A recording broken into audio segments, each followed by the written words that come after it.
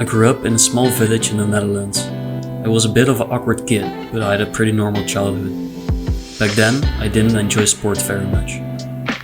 One day, I started juggling, but I wasn't too serious about it, and after a few years, I quit. I don't want to go into too much detail, but in my late teens and early 20s, I had developed a very pessimistic and nihilistic worldview. I didn't have too much inspiring people around me back then, and even though I just enrolled in university, I felt like I wasn't making any real progress in life, and I was overwhelmed by a feeling of meaninglessness.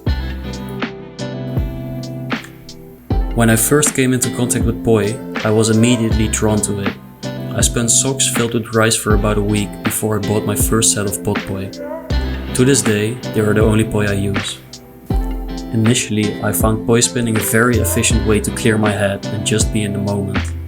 Even if it was just for a second, it felt like a blessing. It is hard to describe, but it felt like I could finally breathe again. My curiosity I had as a child came back. I fell in love with the infiniteness of something as simple as poi. I love exploring creative transitions as well as totally new patterns.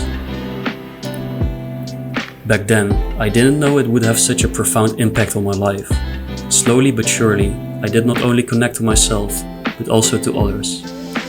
I reconnected with some old friends through Flowtoys and also met new people that I could not imagine my life without.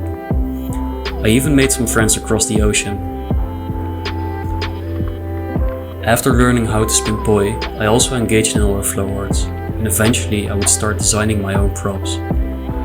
Right now I'm trying to set up a business, and even with that Flowtoys is very kind and helpful. I think that says a lot about our community.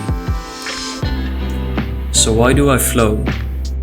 There are so many answers to that question that I don't even know where to begin. Practicing flow arts has taught me many things, but after thinking about this for weeks, I think the best answer I can give you is that flow arts taught me that if you really go for something, you will make progress and you will get better. I believe that practicing and sharing our passion for flow arts can transform the world, and it gives me a sense of meaning to be able to give back to my community. I think the best way to put it is that I don't flow because it feels good. I flow because it feels right.